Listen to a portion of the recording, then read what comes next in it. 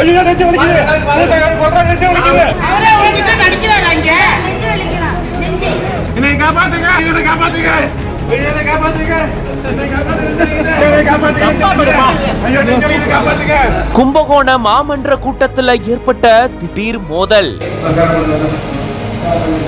இன்னைக்கு இவ்வளவு தூரம் எனக்கு மாவட்டத்தில் உண்டாக்கிட்டாங்க. எல்லா மாமன்ற உறுப்பினரும் சேர்ந்து எல்லாரும் ஏகமான ஒத்துக்கும் போதும் சில குறிப்பிட்ட மாமன்ற உறுப்பினர் மட்டும் அதற்கு எதிர்ப்பு வினையாற்றிட்டே இருந்தாரு.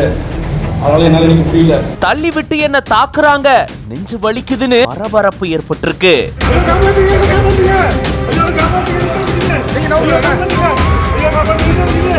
யாருமே தள்ளல தாக்கல, எதுக்கு இப்படி கத்துறீங்க அப்படின்னு மாமன்ற உறுப்பினர்கள் கேள்விகளை எழுப்பியிருக்காங்க. அவரே உன்கிட்ட நடிக்கிறாரா இங்க? நெஞ்சு வலிக்குறான். நெஞ்சு. கூட்டமே முடியலைன்னா எல்லாரும் உட்கார்ந்து நாள் மணில இருந்து மாநகராட்சி கூட்டத்துல இப்படி மோதல் ஏற்பட்டிருக்கு.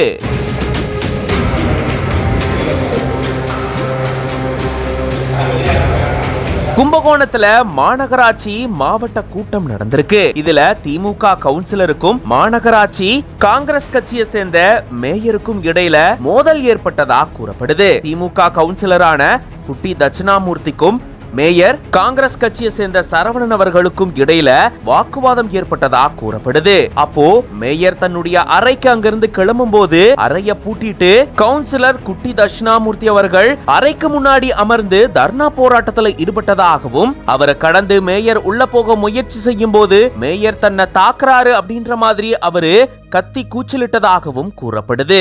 இத பார்த்த உடனே மேயரும் கீழே விழுந்து தன்னுடைய நெஞ்சு வலிக்குது அப்படின்னு சொல்லி மத்தவங்க என்ன தாக்க வராங்க அப்படின்ற மாதிரி அவரும் கத்தி கூச்சலிட்டு இருந்திருக்காரு. இதனால மாமன்ற கூட்டத்துல பரபரப்பு சூழல் ஏற்பட்டிருந்திருக்கு.